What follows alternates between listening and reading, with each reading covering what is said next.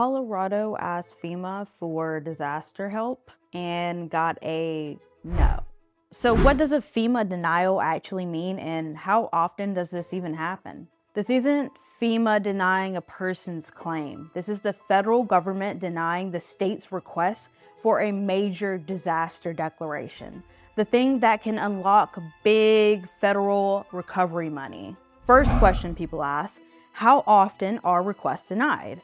The thing is, most are approved. Across the last couple of decades, roughly 8 to 9 out of 10 governor requests get a yes. But denials do happen, and they can spike, depending on how the administration applies the rules. So why Colorado? The state requested disaster declaration tied to the Elk and Lee fires and historic flooding in southwest Colorado. Colorado officials say that the damage totals cleared FEMA's indicators and that they plan to appeal. Here's the decision chain. The governor asks, FEMA reviews the damage and makes a recommendation, but the president makes the final call.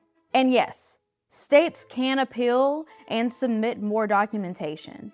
FEMA looks at impact and costs, including damage assessments and benchmarks like per capita indicators. Translation, is this beyond what the state and local can realistically cover? Now, the politics. Colorado's Governor Polis calls the denial political games.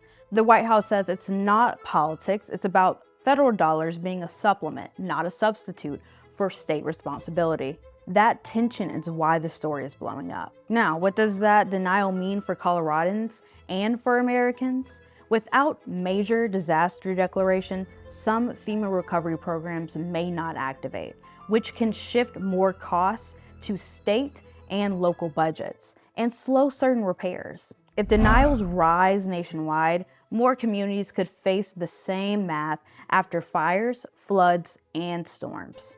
Colorado says it's appealing the decision, and we will be tracking what FEMA says next, whether this becomes a bigger national pattern. Get more information on the website and on our YouTube.